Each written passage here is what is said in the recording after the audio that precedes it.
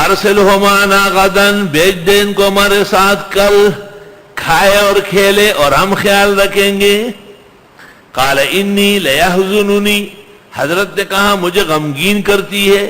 ان تذهبوا به، کہ تم اس کو لے جاؤ، واخاف ان یاکلہ الذئب،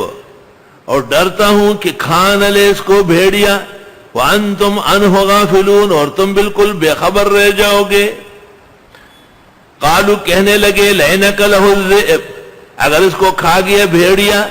ونحن عصبہ، اور ہم ایک جماعت کی شکل میں ہیں، انا اذا لخاسرون، بے شک ہم اس وقت سخت گھاٹے میں ہوں گے۔ مفسرین نے عجیب بات لکھی ہے کہ ذئب سے مراد درندہ جنگلی جانور نہیں ہے، ذئب بھیڑیے سے مراد حاسد اور کینہ پرور بھائی ہے،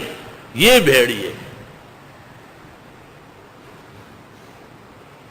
اور علماء کہتے ہیں کہ حضرت یعقوب علیہ السلام نے جو خطرہ ظاہر کیا،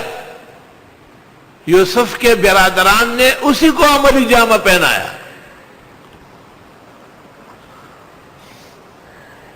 فلما ذهبوا به، جب لے گئے انہیں،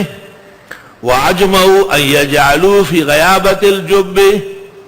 اور اتفاق کیا کہ ڈال لیتے ہیں ویران کنویں میں، واوحینا الیہ، ہم نے دل میں ڈالا یوسف کے، لتنبئنہم بامرہم ھذا،